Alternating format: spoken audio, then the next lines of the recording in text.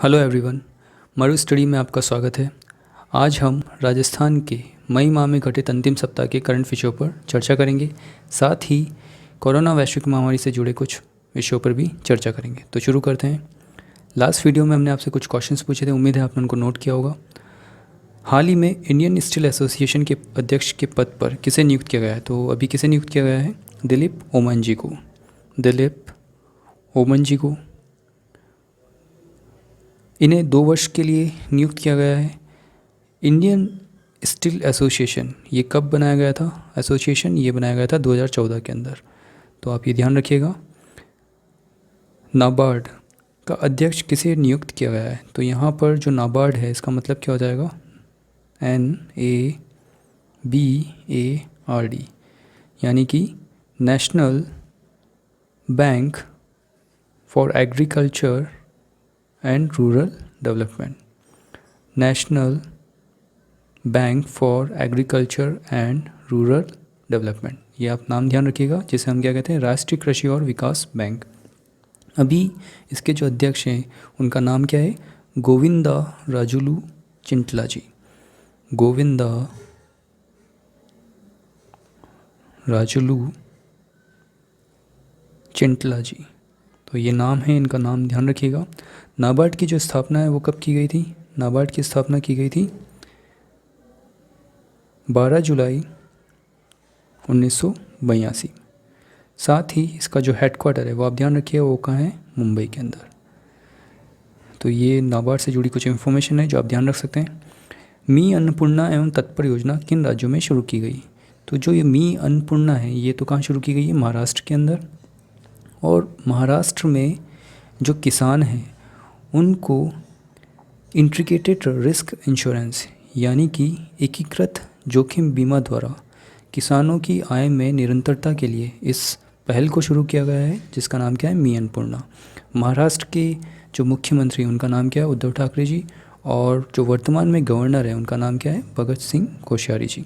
तो आप ये ध्यान रख सकते हैं। साथ ही तत्पर योजना की अगर हम बात करें तो तत्पर योजना कहाँ पे शुरू की गई है? ये की गई है झारखंड के अंदर, जो झांसी ज़िला है उसके एडमिनिस्ट्रेशन के द्वारा, उसके जो एडमिनिस्ट्रेटिव जो ऑफिसर है उनके द्वारा ये इस पहल को शुरू किया गया है। इसमें जितने भी माइग्रेंट वर्कर हैं उनको अपने गंतव्य स्थान तक पहुंचाने के लिए इस पहल को शुरू किया गया है। तो आप ये ध्यान रखिएगा। तत्पर योजना कहाँ से रिलेटेड है? झारखंड से।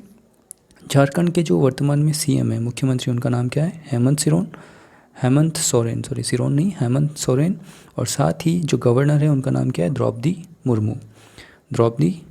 तो ये आप ध्यान रख सकते हैं कि मी अन्नपूर्णा तो रिलेटेड है महाराष्ट्र से, और तत्पर योजना ये किससे रिलेटेड है? झांसी, झारखंड से। प्रोजेक्ट प्राण किस संस्था से संबंधित है? तो प्रोजेक्ट प्राण हमने पहले शुरुआत में ही डिस्कस कर चुके हैं। तो ये किससे संबंधित है?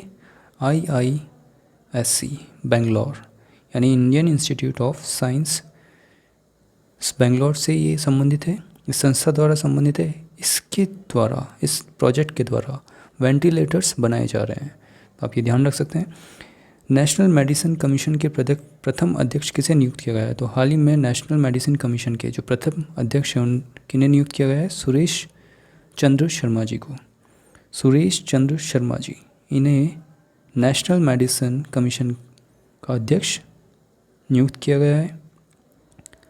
साथ ही ये बात भी ध्यान रखिएगा कि नेशनल मेडिसिन कमीशन से पहले क्या होता था? Medical council of India. Medical council of India, इसमें करप्शन की बातों को देखते हुए इसको अस्त कर दिया गया है, इसको निरस्त कर दिया गया, और इसकी जगह पर कौन वर्क करेगा? National medicine commission. तो आप ये ध्यान रख सकते हैं। हाल ही में राज्य सरकार ने प्रदेश में उचित मूल्य दुकानदारों की आय में वृद्धि के लिए राजस्थान खाद्यान्न एवं अन्य आवश्यक पदार्थ वितरण का विनियम आदेश 1976 खंड बी व उपभोक्ता मामले, खाद्य और सार्वजनिक वितरण मंत्रालय, खाद्य और सार्वजनिक वितरण विभाग आदेश 20 मार्च 2015 धारा 9 और 9 में प्रदत्त शक्तियों का प्रयोग करते हुए उचित मूल्य की दुकानों पर किस केंद्र को स्थापित करने के आदेश जारी किए? तो हाल ही में किस केंद्र को स्थापित करने के आदेश जारी किए हैं? ये हैं ई मित्र केंद्र। इसके लिए उचित मूल्य की जो दुकानदार हैं वो ई ई केंद्र जो होता है, ई मित्र केंद्र जो है वो उसको अपनी शॉप पर स्थापित कर सकता है, लेकिन उसके लिए उसको सूचना प्रौद्योगिकी और संचार विभाग द्वारा जो भी निर्धारित आवेदन है उस पे आवेदन करना होगा। साथ ही जो भी बजट उनको मिलता था पीडीएस के तहत, यानी कि पब्लिक डिस्ट्रीब्यूशन सिस्टम, यानी कि सार्वजनिक वितरण प्रणाली के माध्यम से जो भी बजट मिलता था वो उसे ई मित्र कियोस्क में यूज़ नहीं कर पाएगा। अब जब हम ई मित्र केंद्र की बात कर रहे हैं तो हमें ये पता होना चाहिए कि ई मित्र केंद्र की स्थापना कब की गई थी। राजस्थान के अंदर वो की गई थी वर्ष 2004 के अंदर। इसके ज़रिए नागरिकों को सुविधाजनक वितरण के लिए जो भी सेवाएं राजस्थान सरकार के द्वारा दी जा रही है उसे प्रोवाइड करने के लिए ई मित्र केंद्र की स्थापना की गई। इसके ज़रिए G2C और B2C यानी कि गवर्नमेंट टू सिटीजन और बिजनेस टू कंज्यूमर सेवाएं जो है इस माध्यम से दी जा रही है। ये राज्य के 33 जिलों में ही संचालित हैं। जो भी ग्रामीण परिवेश है और क्षेत्रीय परिवेश है वहाँ सब जगह ये ई मित्र केंद्र आपने देखे ही होंगे। तो ये सर्विस जो है वो किन दुकानों पर अब अवेलेबल होगी? उचित मूल्य की दुकानों पर। तो आप ये ध्यान रख सकते हैं। जयसमंद वन्य जीव अभ्यारण्य में वाटर हॉल वन्य जीव गणना 2020 कब निर्धारित है? तो ये कब निर्धारित है? 5 जून को। वन्य जीव अभ्यारण्य कौन सा? जयसमंद। ये कहाँ पर स्थित है? उदयपुर में।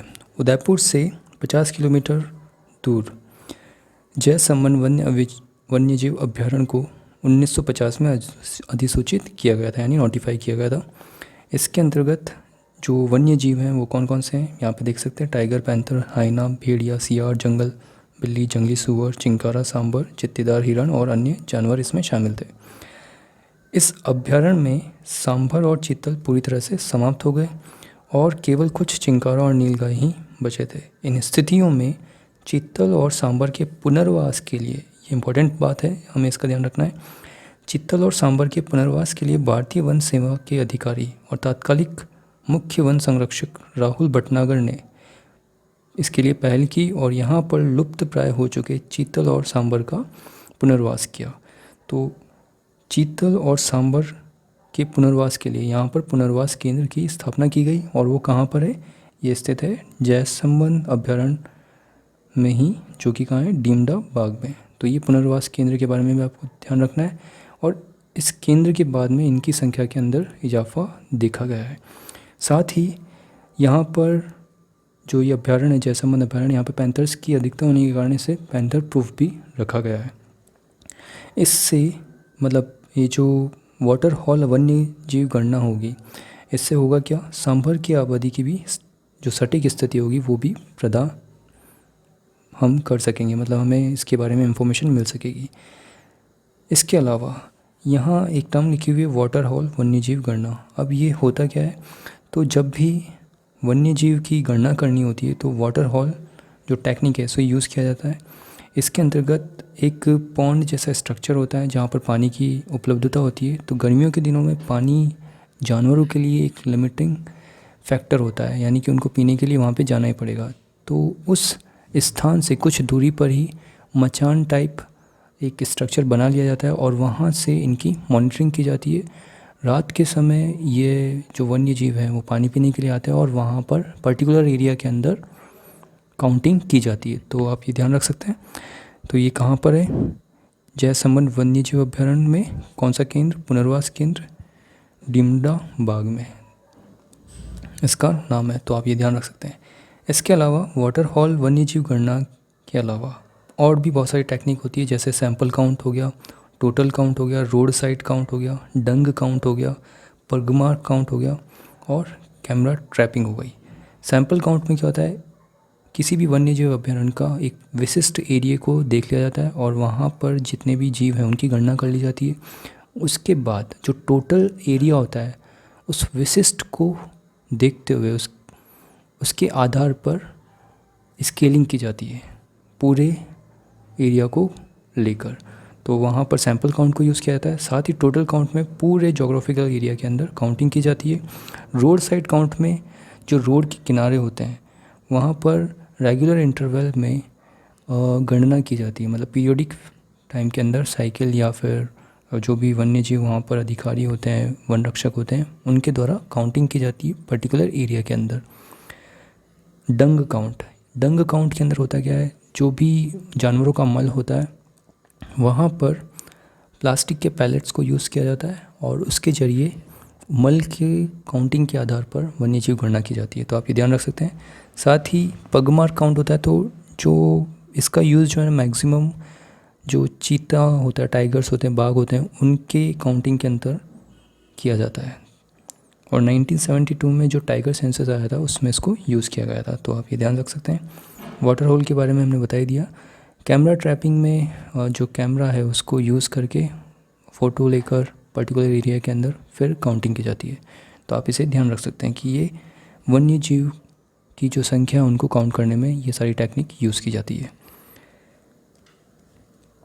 हाल ही में स्वदेशी पोर्टल भारत ई मार्केट किसके द्वारा शुरू किया गया है? तो ये हाल ही में किसके द्वारा शुरू किया गया है? ये शुरू किया गया है confederation of all India traders के द्वारा। कैट, इसका मतलब क्या होगा? CAT, confederation of all India traders. अब इसका जो हेडक्वार्टर है वो कहाँ पर है? न्यू दिल्ली के अंदर।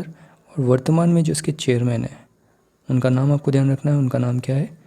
मिस्टर महेंद्र शाह। मिस्टर महेंद्र शाह, इनका नाम ध्यान रखिएगा। और इसके जो अध्यक्ष हैं उनका नाम क्या है? BC भरतिया, जो कि यहाँ पे भी दिया गया है।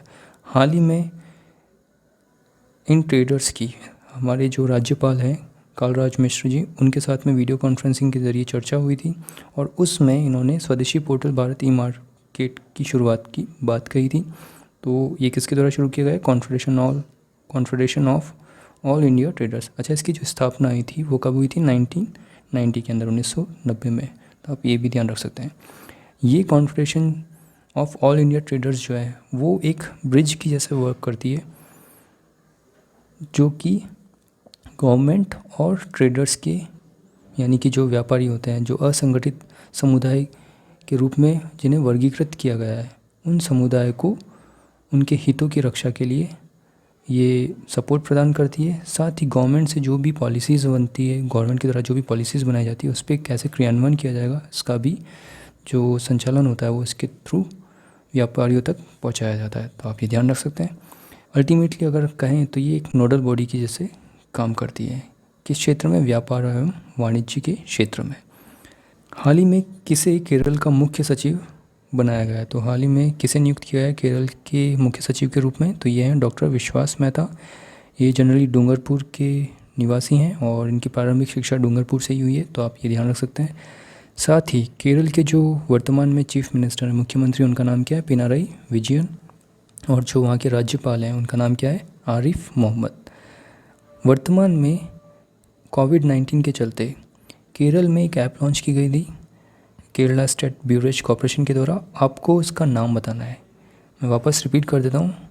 वर्तमान में कोविड-19 के चलते केरला स्टेट के अंदर बेवरेज कॉरपोरेशन के द्वारा एक ऐप लॉन्च की गई थी, उसका नाम आपको कमेंट बॉक्स में बताना है।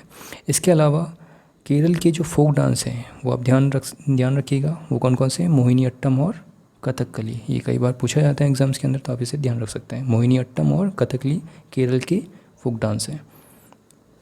हाल ही में नई आबकारी नीति में राजस्थान निर्मित मदिरा को वैट के दायरे में ले लिया है। इस मदिरा की बिक्री पर वित्त विभाग ने कितना प्रतिशत सरचार्ज लगाया है? तो हाल ही में जो नई आबकारी नीति है उसमें मदिरा को, जो राजस्थान में बन रही है, उस पर वैट के दायरे में लिया गया है। वैट क्या हो जाएगा? मूल्यवर्धित कर, जो कि मैन्युफैक्चरिंग से पॉइंट ऑफ सेल तक जो उपभोग कर होता है, जो लगाया जाता है, उसे हम मूल्यवर्धित कर कहते हैं। यानी मैन्युफैक्चरिंग होने के बाद में जो भी उसका लागत आती है मैन्युफैक्चरिंग के समय, जैसे सपोज़ कीजिए एक बोतल बन रही है, उसकी 10 रुपये कॉस्ट आई, फिर वो राजस्थान से उत्तर प्रदेश के अंदर बिकने के लिए जा रही है, तो वहाँ पर राजस्थान से उसको ट्रक के माध्यम से या फिर किसी और माध्यम से ले जाया जाएगा, तो उसका भी कुछ चार्ज देना पड़ेगा, उस पर भी टैक्स लगेगा। तो वो सारे टैक्स इंक्लूड करके जो कर लगाया जाता है उसे हम क्या कहते हैं? मूल्यवर्धित कर, जिसे क्या कहते हैं? वैट। यहाँ पर इस नीति के तहत होगा क्या? जो ये नीति है आबकारी नीति, इसे जनरली हम किस नाम से जानेंगे? आबकारी मध्य एवं संयम नीति, आबकारी व मध्य संयम नीति। यह नीति 31 मार्च 2021 तक 1 साल के लिए होगी और इसे बढ़ाया भी जा सकता है आगे। इसमें देसी शराब, राजस्थान में बनी शराब और भारत में बनी विदेशी शराब व भांग बेचने के लाइसेंस शामिल हैं। इसके अलावा भरतपुर व बहरोड में आबकारी प्रयोगशाला स्थापित करने का भी प्रस्ताव इस नीति के अंदर किया गया है। आप ये ध्यान रख सकते हैं कि किस नीति के अंतर्गत राजस्थान निर्मित मदिरा को वैट के दायरे में ले लिया गया है, तो वह आबकारी व मध्य संयम नीति के द्वारा। अच्छा, इस पर कितना प्रतिशत सरचार्ज लगाया गया है? तो वो है 10%। तो ये ध्यान रखिएगा आप। हाल ही में राजस्थान सरकार के स्वास्थ्य विभाग द्वारा किस मोटिवेशनल कॉमेडी शो को आयोजित किया जाएगा? तो ये कौन सा मोटिवेशनल कॉमेडी शो होगा? तो ये है निरोगी राजस्थान। फेसबुक पर इसका आयोजन किया जाएगा स्वास्थ्य विभाग के द्वारा, और स्वास्थ्य विभाग किसके पास में है? डॉक्टर रघु शर्मा जी के पास में। इसके अलावा इसमें 31 मई को तंबाकू निषेध दिवस पर लाइव प्रोग्राम में कॉमेडियन ख्याली जी जो हैं वो प्रश्नों के जवाब देंगे, वह हंसने हंसाने के स्वस्थ तरीके के बारे में बताएंगे। तो ये ध्यान रखना है, स्वास्थ्य विभाग द्वारा निरोगी राजस्थान मोटिवेशनल कॉमेडी शो आयोजित किया जाएगा। इसमें आप एक चीज़ का ध्यान और ये रख सकते हैं कि एक एक्ट है जिसे हम कहते हैं कोटपा एक्ट। कोटपा, आपको कमेंट बॉक्स में लिख के बताना है कि ये कोटपा एक्ट किससे संबंधित है।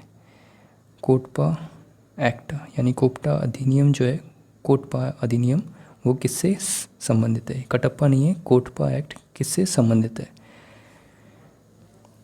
भारतीय वीडियो कॉन्फ्रेंस ऐप बनाने के लिए केंद्र ने कितनी कंपनियों को चुना है? तो हाल ही में भारतीय वीडियो कॉन्फ्रेंस ऐप बनाने के लिए सेंट्रल गवर्नमेंट के केंद्रीय इलेक्ट्रॉनिक्स एवं IT मंत्रालय ने कितनी कंपनियों को चुना है? 10 कंपनियों को चुना है। और इन 10 कंपनियों के अंदर 2 कंपनियां जो है वो राजस्थान की भी है, राजस्थान के जयपुर ज़िले से बिलोंग करती है, जो कि है डाटा इंजीनियर्स एवं सर्व वेब्स। इसमें दूसरे राउंड के लिए इनको चुना गया है। 5 लाख रुपए तक की इसमें इनको ग्रांट दी गई है ताकि ये अपना प्रोटोटाइप तैयार कर सकें। इन कंपनियों को महीने भर में प्रोटोटाइप बनाकर देना है। स्केल अप के लिए 20 लाख रुपए दिए जाएंगे। अगर इसमें सफल हो जाते हैं तो उन्हें केंद्र के साथ में 1 साल का कॉन्ट्रैक्ट दिया जाएगा। डाटा इंजीनियर्स के जो प्रमुख हैं अजय, इन्होंने बताया कि वीडियो मीट ऐप जो कि इनके द्वारा बनाई गई है उसका प्रोटोटाइप तैयार कर लिया गया। इसमें HD क्वालिटी की वीडियो चैट हो सकती है और साथ ही लोकल सर्वर होने से सुरक्षा की दृष्टि से कारगर भी साबित होगी।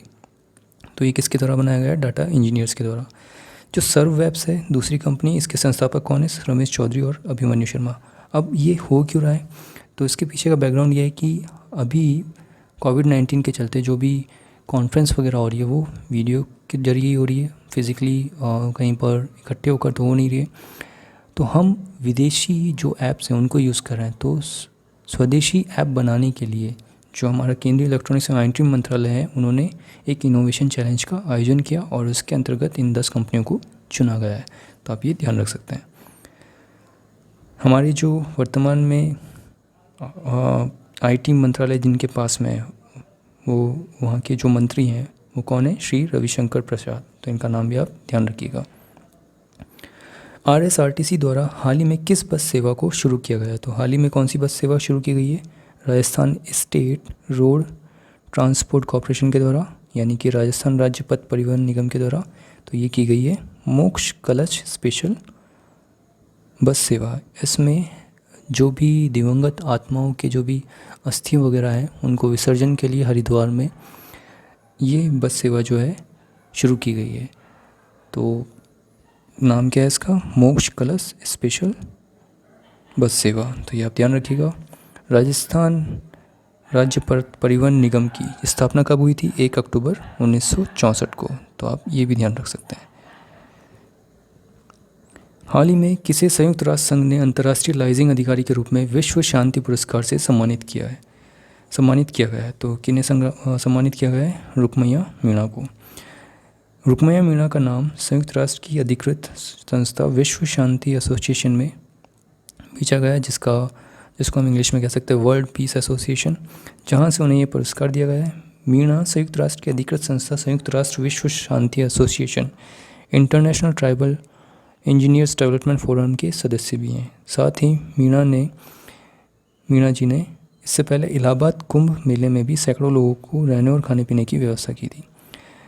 यहाँ पर ये जो रुक्मिणी मीणा जी है वो बिलोंग कहाँ से करते हैं? बूंदी से। साथ ही यहाँ पे अदर ऑप्शन भी हम देखते हैं, कमल शेखावत, पायल जहांगीर और संग्राम सिंह भाटी।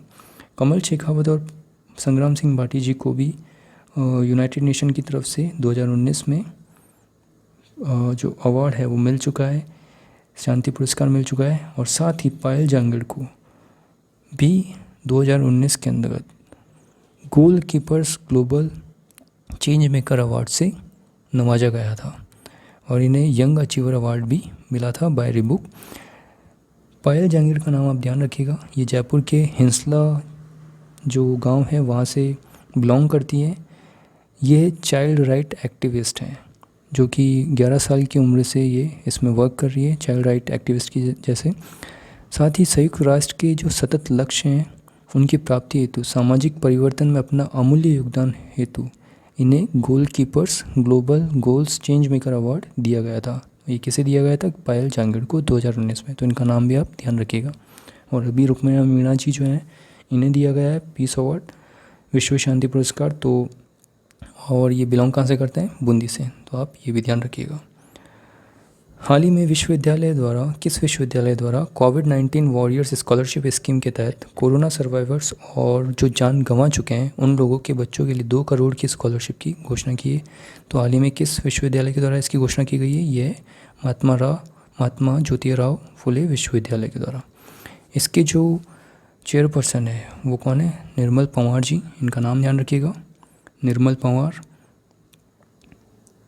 तो जो भी कोविड के अंदर लोग सर्वाइवर और जो लोग जान गंवा चुके हैं उन लोगों के बच्चों के लिए 2 करोड़ की स्कॉलरशिप की घोषणा यहाँ पे की गई है।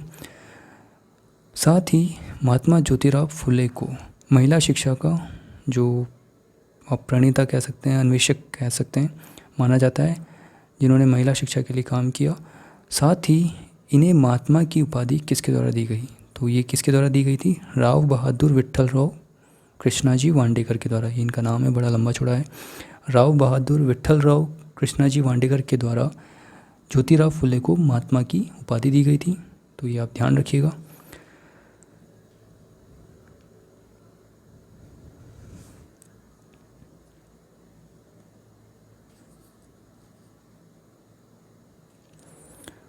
हाल ही में कोविड-19 मॉलिक्यूलर लेबोरेटरी का शुभारंभ कहाँ किया गया है? तो ये कहाँ किया गया है? ये किया गया है JNU हॉस्पिटल जगतपुरा जयपुर के अंदर। और ये जो लेबोरेटरी है वो किसके द्वारा अनुमोदित की गई है? ICMR व NABL द्वारा। अच्छा, यहाँ पर यानी जो टेस्ट होंगे यानी कोविड टेस्ट जो हैं वो यहाँ पर अब अवेलेबल है। ये प्राइवेट यूनिवर्सिटी है, प्राइवेट हॉस्पिटल है जहाँ पर ये राजस्थान के अंदर ये सुविधा प्रोवाइड की जा रही है। तो आपको ये ध्यान रखना है ये कौन सा हॉस्पिटल है? JNU हॉस्पिटल जगतपुरा जयपुर के अंदर। इसके हॉस्पिटल के जो मतलब ये जो यूनिवर्सिटी है इसके जो चांसलर हैं उनका नाम आप ध्यान रखिएगा, वो कौन है? डॉक्टर संदीप बख्शी। डॉक्टर संदीप बख्शी किस यूनिवर्सिटी के? JNU यूनिवर्सिटी के, जो कि कहाँ पर है? जगतपुरा के अंदर जयपुर में। साथ ही यहाँ बात आ रही है ICMR और NABL की। तो ICMR के बारे में आप जानते ही हैं। ICMR Indian council for medical research, जिसकी स्थापना 1911 में हुई थी और इसके जो वर्तमान में प्रेसिडेंट है, अध्यक्ष हैं, वो कौन है? डॉक्टर बलराम भार्गव। NABL की अगर हम बात करते हैं तो NABL के वर्तमान में CEO जो हैं उनका नाम आप ध्यान रखिएगा, वो कौन है? N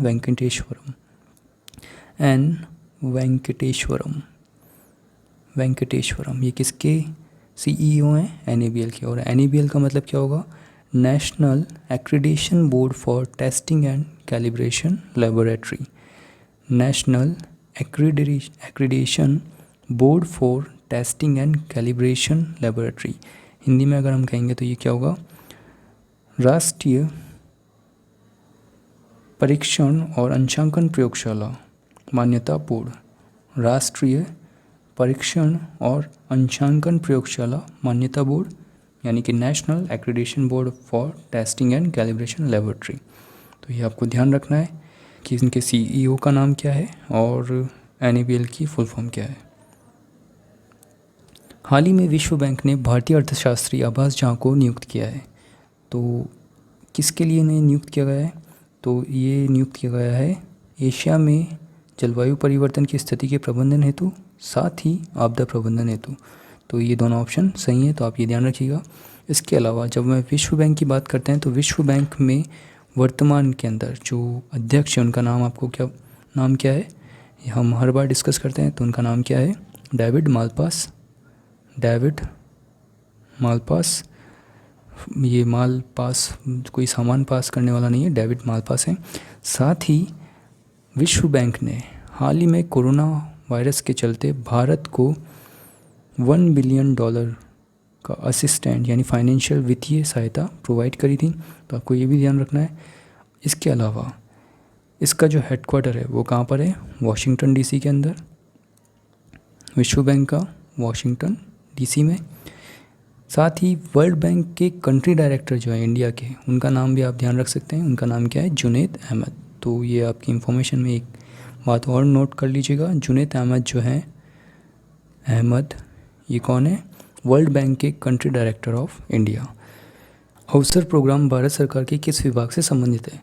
तो ये किस विभाग से संबंधित है? विज्ञान एवं प्रौद्योगिकी विभाग द्वारा से ये संबंधित है, जिसे हम क्या कहते हैं? DST, department of science and technology. हाल ही में राजस्थान के अंदर एक वेबिनार आयोजित किया गया था जिसका नाम क्या रखा गया था? राजस्थान स्ट्राइड।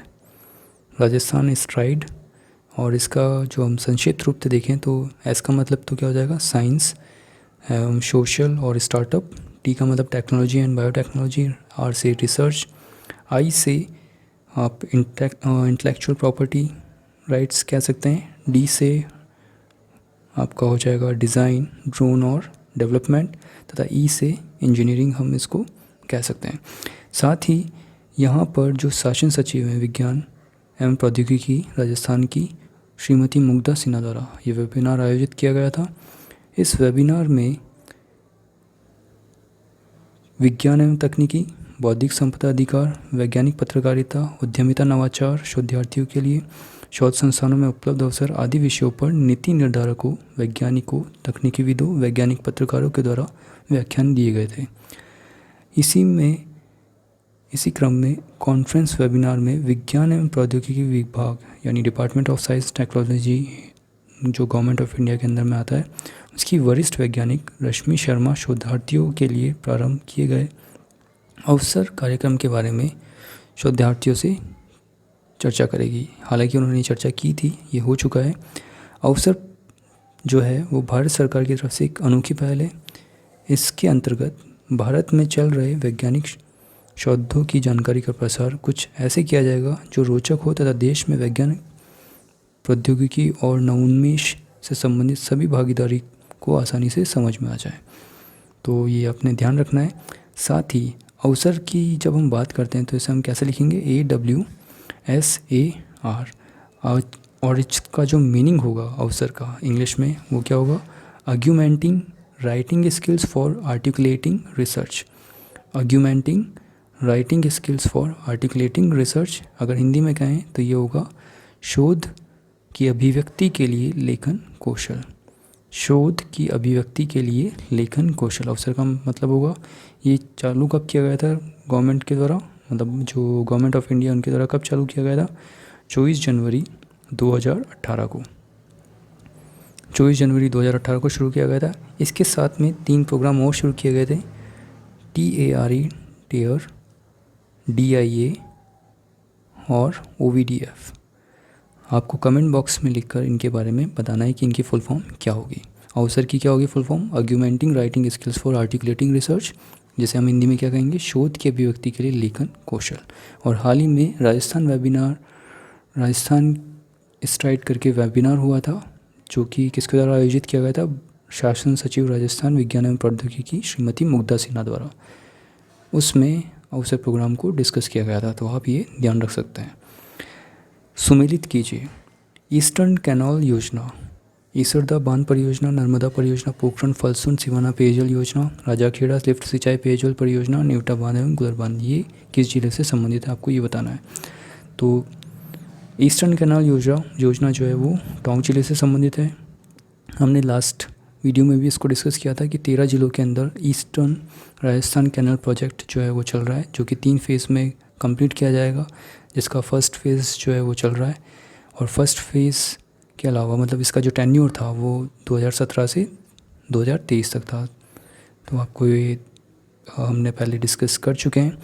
इसमें काली सिंधी, गंभीर नदी और पार्वती नदी को लिंक किया जाएगा, ताकि जो 13 जिले हैं उनमें सिंचाई, पेयजल व्यवस्था और उद्योगों के लिए जो जल की रिक्वायरमेंट हो वो पूरी हो सके।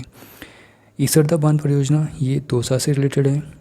ईसरदा बांध परियोजना जो है बनास नदी से संबंधित है। इसमें बनास नदी का जो पानी है वो दौसा तक पहुंचाया जाएगा, तो आप ये ध्यान रख सकते हैं। नर्मदा परियोजना पोखरण फलसुन सिवाना पेयजल योजना, ये किस नदी से संबंधित है? नर्मदा नदी। और ये जिला कौन सा होगा? बाड़मेर। राजाखेड़ा लिफ्ट सिंचाई पेयजल परियोजना, ये चंबल नदी से संबंधित है और ये जिला कौन सा हो जाएगा? धौलपुर। ये सारे जो हैं, ये जो योजनाएं जो हैं, ये हाल ही में न्यूज़ में थी, क्योंकि ये क्या है? डिलेड योजना है, यानी कि ये लंबित योजना है, इन पे वर्क नहीं हो रहा है, इन पे वर्क प्रॉपर्ली नहीं हो रहा है, या तो फाइलों में अटका हुआ है काम, और जो ग्राउंड वर्क है वो कंप्लीट नहीं हुआ है, तो इसलिए चर्चा के अंदर है। तो इनसे रिलेटेड नदियों के नाम और रिलेटेड जिलों के नाम आपसे पूछे जा सकते हैं। साथ ही नेवटा बांध एवं गुलर बांध, ये किससे संबंधित है? जयपुर ज़िले से। हाल ही में नेवटा बांध एवं गुलर बांध का जो पानी है वो पीने योग्य नहीं रहा, तो इसकी जांच के लिए बुलाया गया है, क्योंकि वहाँ पर देखा गया है कि जो डिज़ोल्व ऑक्सीजन होती है, डिज़ोल्व ऑक्सीजन जो कि घुलनशील ऑक्सीजन होती है पानी के अंदर, उसकी मात्रा में कमी पाई गई है। और अगर इसकी मात्रा में कमी हो जाती है तो जो एक्वेटिक लाइफ होती है, यानी कि जो पानी के अंदर जो लाइफ होती है, जैसे मछली वगैरह हो गई, या पानी की जो भी वनस्पति है जो पानी में उगती है, उसके आसपास के क्षेत्र में उगती है, तो वो ख़त्म हो जाएगी, और साथ ही ये पीने योग्य पानी नहीं रहेगा। तो इसे चेक करने के लिए टीम बुलाई गई थी, और ये कहाँ पर है बांध दोनों? ये है जयपुर के अंदर, तो इनका नाम भी आपको ध्यान में रखना है। जवाई बांध संबंधित है, ये भी न्यूज़ में था हाल ही में। जवाई बांध किस ज़िले से संबंधित है? ये संबंधित है पाली ज़िले से, और पाली के सुमेरपुर शहर के पास ये बना हुआ है। इस बांध का निर्माण जोधपुर के महाराजा उमेश सिंह द्वारा करवाया गया था, आप ये ध्यान रख सकते हैं। साथ ही ये जो निर्माण कार्य का टेन्योर है वो 1946 से 1957 के बीच माना जाता है। जवाई बांध पश्चिमी राजस्थान का सबसे बड़ा बांध है, तो ये फैक्ट भी आपको ध्यान रखना है। साथ ही सेई बांध और कालीबोर बांध जवाई बांध के फीडर बांध है, यानी कि जब पानी की आवक की कमी होती है तो सेई बांध और कालीबोर बांध के जरिए जवाई बांध के अंदर पानी को पहुंचाया जाता है, तो एज अ फीडर बांध ये वर्क करते हैं। सेई बांध उदयपुर के अंदर है, उदयपुर ज़िले से संबंधित है, और कालीबोर बांध जो है वो उदयपुर और सिरोही के जो निकटवर्ती सीमावर्ती एरिया है वहाँ से संबंधित है, तो आप ये ध्यान रखिएगा।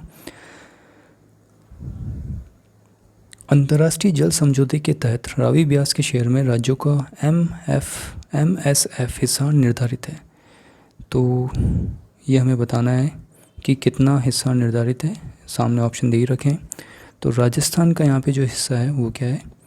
8.60 MSF, यानी कि मिलियन एकड़ फिट, इतना पानी का जो अमाउंट है वो राजस्थान के लिए निर्धारित है। ऐसे ही जब हम दिल्ली की बात करेंगे तो दिल्ली के लिए कितना है? 0.20। हरियाणा के लिए जब बात करेंगे तो हरियाणा के लिए कितना है? 3.50, और पंजाब के लिए कितना है? 4.22 MSF। सॉरी, ये ए होगा यहाँ पे, ये गलत लिख दिया है, एस नहीं होगा, ये सही कर लीजिएगा इसे। MAF मिलियन एकड़ फिट, ये पानी का अमाउंट जो होगा वो इनके लिए रखा गया है। अब ये अंतर्राष्ट्रीय जल समझौता है, ये कब हुआ था? इंडस वाटर ट्रीटी के तहत, जो कि 1960 के अंतर्गत आता है। इसमें सतलज और व्यास और रावी नदी का जो पानी है उसको शेयर करने की बात कही गई थी। सतलज नदी का जो पानी है वो भाखड़ा नागर प्रोजेक्ट के अंतर्गत यूज़ में लिया जाता है। साथ ही व्यास और रावी का जो सरप्लस वाटर है वो इन राज्यों के शेयर में काम में आता है, जो कि राज्य कौन से हैं? पंजाब, हरियाणा, राजस्थान, दिल्ली और जम्मू कश्मीर में भी जम्मू कश्मीर में भी इसके पानी को शेयर किया जाता है। हाल ही में ये न्यूज़ के अंदर क्यों है? क्योंकि जो राजस्थान के हिस्से में पानी आना था इस योजना के तहत, इस समझौते के तहत, वो पानी अभी यूज़ में नहीं आया और इस पानी का जो निकास है वो भाखड़ा नागल के हरिके डाउन स्ट्रीम के जरिए पाक को भेजा जा चुका है। और भेजा क्यों गया है? क्योंकि वहाँ पे डर था कि जो डैम है, कौन से डैम, पौंग डैम और भाखड़ा डैम, उनमें जो जो डैम की जो दीवार वगैरह है उसमें कहीं दरक ना आ जाए, यानी कि कहीं दरार वगैरह नहीं आ जाए। तो जो उसके भंडारण था उसको, पानी का जो भंडारण था उसको पहले ही निकाल दिया गया और लगभग 15 से 18 हज़ार एवरेज जो है क्यूसेक पानी जो है वो निकाला गया। तो इसके चलते अभी ये न्यूज़ में था। हाल ही में कितने कृषि उपज मंडियों में ई नाम परियोजना से संबंधित समस्त कार्य पायलट प्रोजेक्ट के रूप में विशेषज्ञ संस्था के माध्यम से कराए जाने के प्रस्ताव को राज्य सरकार द्वारा स्वीकृति दी गई है। तो ये कितनी मंडियों को दी गई है, कितनी कृषि उपज मंडियों में? तो ये 10। इन मंडियों में राष्ट्रीय कृषि बाजार यानी कि ई नाम, तो यहाँ पे नाम का मतलब क्या हो जाएगा? National agriculture market. परियोजना का कार्य बेहतर ढंग से संचालित हो सकेगा इन मंडियों का। और साथ ही राज्य की 25 कृषि उपज मंडी समितियों में ये परियोजना पहले से चल रही है। शेष 119 मंडी समितियों को भी इससे जोड़ा जा रहा है। ई नाम परियोजना से संबंधित कार्य वर्तमान में मंडी समितियों द्वारा अपने स्तर पर कराया जा रहा है और राष्ट्रीय स्तर की nodal agency small farmers agri business consortium के दिशा निर्देशों के आधार पर इस प्रोजेक्ट को सुगम एवं सुचारू रूप से संचालित करने के लिए पायलट प्रोजेक्ट के तहत 12 माह के लिए विशेषज्ञ संस्था अथवा एजेंसी की सेवाएं ली जाएगी। तो ये आपको ध्यान रखना है। साथ ही जो ये 10 मंडियाँ हैं इनको 2 क्लस्टर में बांटा जाएगा ई उपापन के लिए। यहाँ पे ई उपापन का मतलब क्या हो गया? उपापन का मतलब होता है इंग्लिश में अक्यूमुलेटर, अक्योर, जिसका मतलब होता है गैदर करना और एक जगह एकत्रित करना। प्रथम क्लस्टर में कोटा, बारा, रामगंज मंडी, बूंदी एवं देवली तथा दूसरे क्लस्टर में श्रीगंगानगर, नागौर, बीकानेर, मेरठा सिटी एवं जोधपुर अनाज मंडी में संपूर्ण व्यवहार ई नाम पर किया जाना है। ये व्यवहार नहीं है, व्यापार, व्यापार कर लीजिएगा इसे। संपूर्ण व्यापार ई नाम पर किया जाना है। अच्छा, यहाँ पर ये जो ई नाम है यानी कि नेशनल एग्रीकल्चर मार्केट जो है वो करता क्या है? ये एक ऑनलाइन ट्रेडिंग प्लेटफॉर्म है, यानी कि ऑनलाइन व्यापार प्लेटफॉर्म है जो कि ट्रेडिंग के साथ बेहतर कीमत की खोज में मदद करता है। यानी कि जहाँ पे भी आपको बेहतर कीमत मिल रही होगी आप वहाँ पर व्यापार कर सकते हैं। तो इन मंडियों के लिए ये बहुत कारगर साबित होगा और सुचारू रूप से मार्केटिंग भी यहाँ पर की जा सकती है। हाल ही में जो हमारा एग्रीकल्चर मिनिस्ट्री है उनके द्वारा मंत्रालय जो है, कृषि मंत्रालय, उसके द्वारा एक ऐप लॉन्च किया गया था किसानों के लिए। उसका नाम क्या था?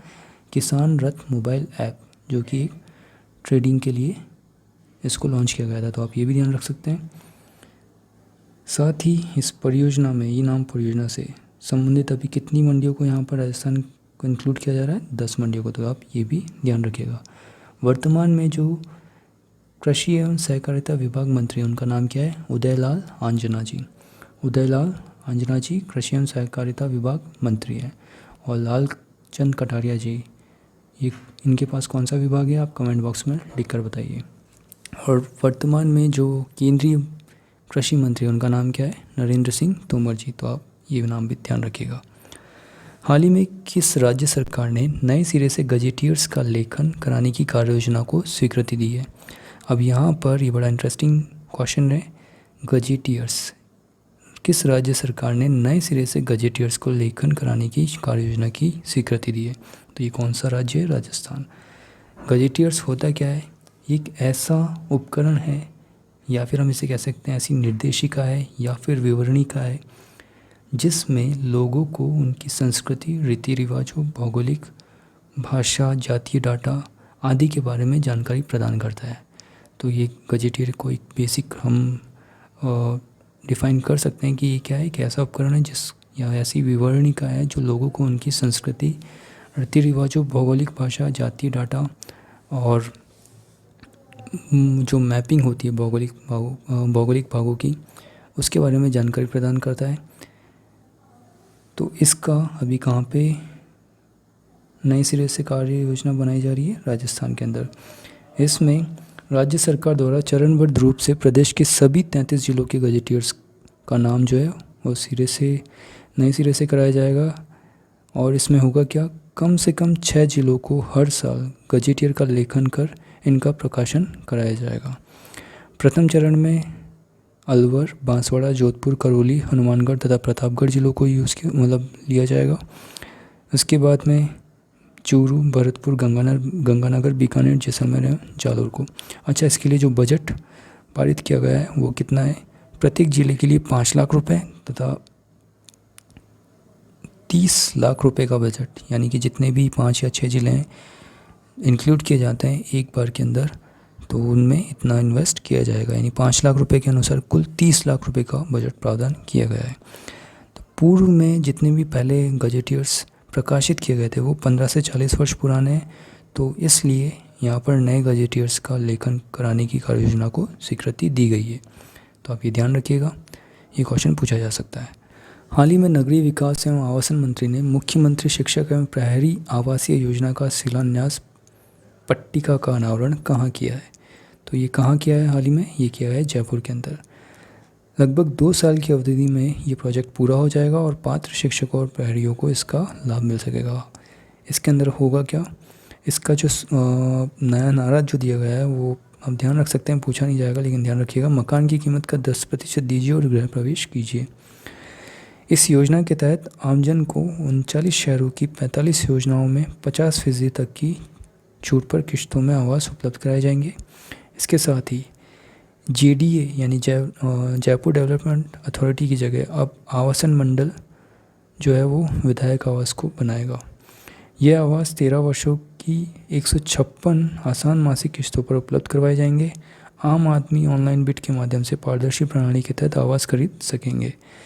इस योजना का पंजीकरण 1 जून 2020 से शुरू किया जाएगा और ई-बिड सबमिशन जो है वो 8 जून 2020 से प्रारंभ होगी।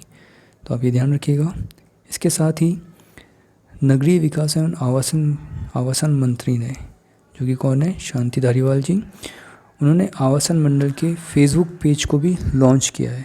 हाल ही में फेसबुक पेज को भी लॉन्च किया है और इसके पीछे का रीज़न क्या है, क्योंकि कोविड-19 के चलते ऑनलाइन संवाद का महत्व बढ़ चुका है और आम जन में डिजिटल रूप से जुड़ने के लिए फेसबुक पेज को लॉन्च किया गया है। तो ये ध्यान रख सकते हैं। साथ ही आवासन आयुक्त जो जयपुर के हैं, उन्होंने प्रताप नगर में सामुदायिक केंद्र का शिलान्यास किया। तो आप ये भी ध्यान रखिएगा, ये सारे काम एक साथ ही हुए थे इस दिन। इस योजनाओं में 576 फ्लैट्स बनाए जाएंगे। एक फ्लैट की कीमत 15,70,000 रुपये रखी गई है। आवेदकों ने फ्लैट की कीमत का 10% यानी 1,57,000 रुपये जमा करवाकर पंजीकरण भी करवा लिया है। इनके लिए जो भी प्रताप नगर में सामुदायिक केंद्र जो 576 फ्लैट्स बनाए जाएंगे, इसके लिए इस योजना के अंतर्गत शिक्षकों, कांस्टेबलों, हेड कांस्टेबलों के लिए प्रताप नगर के सेक्टर 26 में मुख्यमंत्री शिक्षक आवास योजना और मुख्यमंत्री प्रहरी आवास योजना के तहत 2 BHK साइज़ के कुल 576 फ्लैट बनाए जाएंगे। ये दोनों आवासीय योजनाएं 20,925 वर्ग मीटर क्षेत्र में विकसित की जाएगी। साथ ही एक फ्लैट का जो बिल्टअप एरिया है वो 706 वर्ग फीट और सुपर बिल्टअप एरिया 900 वर्ग फीट होगा। यहाँ पर ये सारी सुविधाएं उपलब्ध होगी जो कि यहाँ दे रखी है बोल्ड लेटर्स के अंदर, आप देख सकते हैं। इसके अलावा मुख्यमंत्री शिक्षक आवासीय योजनाओं में राज्य एवं राष्ट्रीय स्तर पर पुरस्कृत शिक्षकों को निर्धारित कीमत पर 10% की छूट दी जाएगी। तो ये इम्पॉर्टेंट पॉइंट है, ये आप ध्यान रखिएगा। जो राज्य एवं राष्ट्रीय स्तर पर पुरस्कृत शिक्षक हैं उनको निर्धारित कीमत पर 10% की छूट दी जाएगी। तो ये आप ध्यान रखिएगा। हाल ही में राज्य सरकार द्वारा किस योजना को 1 जून से शुभारंभ किया जाएगा? तो ये कौन सी योजना है? यह है उपज रहन ऋण योजना। इस योजना के तहत होगा क्या? इस योजना के तहत जून माह में राज्य के 25,000 किसानों को जोड़कर उन्हें लाभ प्रदान किया जाएगा। योजना में पात्र समितियों का दायरा बढ़ाकर इसे 5500 से अधिक किया गया है ताकि अधिक से अधिक किसान इससे लाभान्वित हो सकें। यानी जो भी उपज उनकी बन रही है उसे खरीद कर उन्हें ऋण प्रोवाइड किया जाएगा। इसके साथ ही जो समितियां हैं इनके सदस्य को लघु एवं सीमांत किसानों को 1.5 लाख रुपये तथा बड़े किसानों को 3 लाख रुपये तक का रहन ऋण के रूप में मिलेगा। किसान को अपनी उपज का 70% ऋण मिलेगा। इससे किसान की जो तात्कालिक वित्तीय आवश्यकताएं हैं वो पूरी होगी। साथ ही बाज़ार में अच्छे भाव आने पर किसान अपनी फसल को बेच सकेगा। प्रतिवर्ष कृषक कल्याण कोष से 50 करोड़ रुपए का अनुदान इस योजना के लिए किसानों को मिलेगा। तो ये पॉइंट इम्पोर्टेंट है, ये ध्यान रखिएगा कि कृषक कल्याण कोष से 50 करोड़ रुपए का अनुदान इस योजना के लिए किसानों को मिलेगा। साथ ही मुख्यमंत्री श्री अशोक गहलोत के नेतृत्व में राज्य सरकार द्वारा 1 जून 2020 से राज्य कौशल राजस्थान एम्प्लॉयमेंट एक्सचेंज, जिसके बारे में हम पहले भी चर्चा कर चुके हैं, उसका शुभारंभ किया जाएगा, जिसके तहत श्रमिकों को रोजगार उपलब्ध होगा। तो ये आपको ध्यान रखना है कि कौन से एक्सचेंज का अभी शुभारंभ किया जाएगा 1 जून को, वह है राज्य कौशल राजस्थान एम्प्लॉयमेंट एक्सचेंज। हमारे वर्तमान में जो श्रम विभाग है वो किसके पास में है? टीकाराम जूली जी के पास में। तो ये आप ध्यान रखिएगा। अतिरिक्त मनन में हिंदी का पहला समाचार पत्र किस नाम से प्रकाशित किया गया था, ये आपको बताना है। फूड एंड ड्रग एडमिनिस्ट्रेशन के कमिश्नर वर्तमान में कौन है, ये आपको बताना है। फिक्की के राष्ट्रीय अध्यक्ष किसे नियुक्त किया गया है? फिक्की की फुल फॉर्म और उनके राष्ट्रीय अध्यक्ष कौन है अभी वर्तमान में जिन्हें नियुक्त किया गया है, उनका नाम आपको बताना है। हाल ही में किस राज्य ने खेलों को उद्योग का दर्जा दिया है? हाल ही में वर्ष 2020 में प्रतिष्ठित NYIPLA inventor of the year award के लिए किसे चुना गया है, इनका नाम आपको बताना है। और 6th क्वेश्चन जो है आपका, कोटपा कानून किससे संबंधित है या फिर कोटपा एक्ट किससे संबंधित है, ये आपको बताना है। इसी के साथ हम इस वीडियो को यहीं समाप्त करते हैं। अगर आपको इस वीडियो का कंटेंट अच्छा लगा है तो इसे लाइक कीजिए, अपने फ्रेंड्स के साथ में शेयर कीजिए जो भी प्रतियोगिता परीक्षाओं की तैयारी कर रहे हैं, और चैनल को सब्सक्राइब करना ना भूलें तथा नए वीडियो के नोटिफिकेशन पाने के लिए बेल आइकन को भी प्रेस करना ना भूलें। Thanks for watching this video. Peace out.